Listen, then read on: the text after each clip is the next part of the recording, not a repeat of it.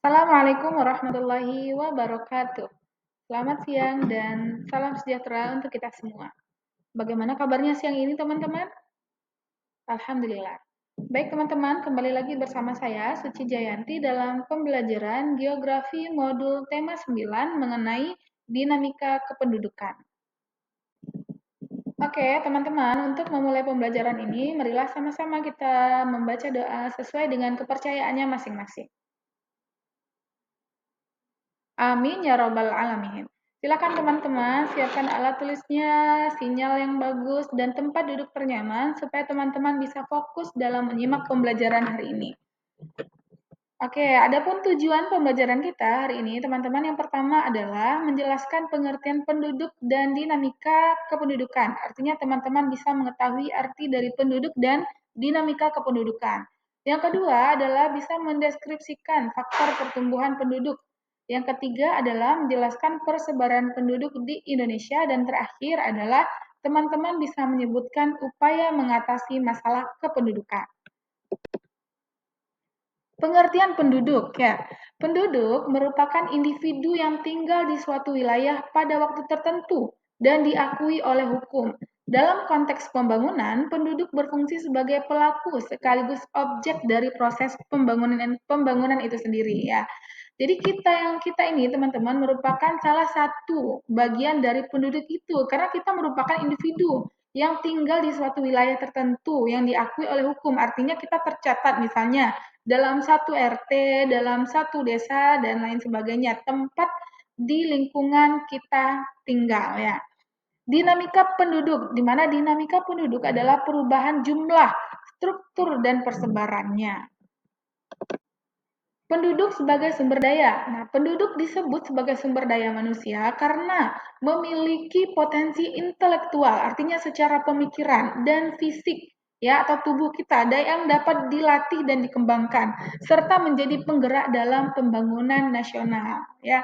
Nah, dalam artian di sini teman-teman adalah bagaimana cara kita mengolah pikiran kita, memanfaatkan tubuh kita gitu ya, yang kemudian dapat kita kembangkan sehingga menjadi sumber daya. Struktur penduduk ini meliputi 3 hal, teman-teman. Yang pertama adalah berdasarkan umur, misalnya umur 20, 25, 35, dan lain sebagainya. Dan jenis kelamin. Nah, jenis kelamin itu hanya ada 2 ya, teman-teman, yakni laki-laki dan perempuan. Yang kedua, struktur dari penduduk ini adalah piramida penduduk, meliputi ekspansif, konstruktif, dan stasioner. Dan ketiga adalah bonus demografi, yang dimana artinya merupakan peluang dan tantangan yang muncul pada suatu hari nanti atau pada suatu tahun tertentu.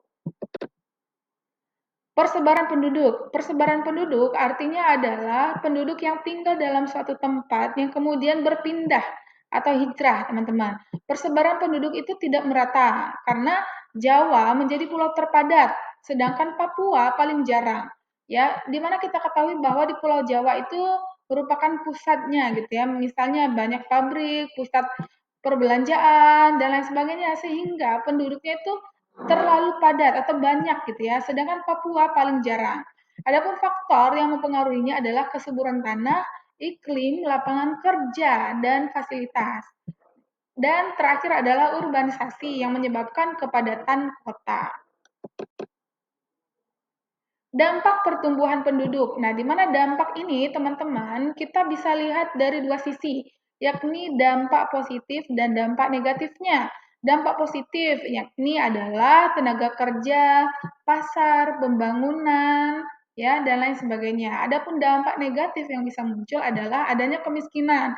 Misalnya kita bisa lihat gitu ya di kota-kota besar banyak sekali orang-orang yang tidak punya rumah atau tinggal di bawah jembatan, orang-orang yang kelaparan, orang-orang pengangguran, terus adanya juga tingkat kriminalitas atau kejahatan yang tinggi, sehingga nanti juga ada yang namanya kerusakan lingkungan. Misal gitu ya, karena kebanyakan penduduk, banyak limbah, banyak sampah di mana-mana yang kemudian nanti akan berdampak juga pada kehidupan manusia atau penduduk di dalamnya. Misal terjadinya banjir dan lain sebagainya. Yang selanjutnya adalah kepadatan penduduk menimbulkan masalah sosial ekonomi. Lalu bagaimana upaya mengatasi masalah kependudukan ini, teman-teman? Baik, kita bahas ya. Di sini ada empat cara atau upaya untuk mengatasinya. Yang pertama adalah pemerataan pembangunan antar wilayah. Dalam artian banyaknya penduduk itu menyesuaikan dengan kondisi yang ada di dalam wilayah tertentu, gitu. Yang kedua adalah peningkatan kualitas pendidikan dan kesehatan ya, di mana pendidikan itu teman-teman bisa merubah pemikiran seseorang atau pemikiran manusia untuk hidup lebih maju, hidup lebih berkembang gitu ya.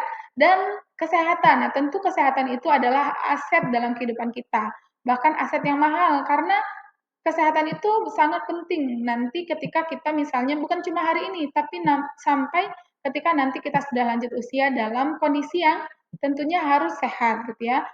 Yang ketiga adalah pengendalian urbanisasi, dan keempat adalah penyediaan lapangan kerja. Kita ketahui ya teman-teman ya gitu ya, banyak penduduk tapi sedikit sekali lapangan pekerjaan. Sehingga untuk mengurangi atau mengatasi masalah kependudukan itu perlu penyediaan lapangan kerja yang menyesuaikan tentunya dengan jumlah penduduk. Kesimpulan ya, teman-teman, dinamika penduduk itu dipengaruhi oleh kelahiran, kematian, dan migrasi ya atau perpindahan. Struktur penduduk penting untuk perencanaan pembangunan. Persebaran penduduk Indonesia belum merata.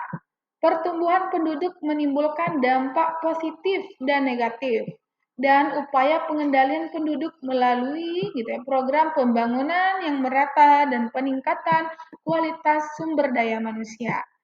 Baik, teman-teman, itulah pembelajaran kita hari ini. Semoga apa yang saya sampaikan bisa bermanfaat dan bisa teman-teman pahami.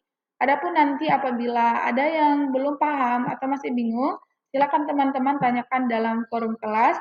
Semoga kita yang hadir di sini atau yang menonton video ini, semoga menjadi sumber daya manusia yang bermanfaat gitu ya, yang bisa merubah kehidupan menjadi lebih baik. Saya akhiri, wassalamualaikum warahmatullahi wabarakatuh.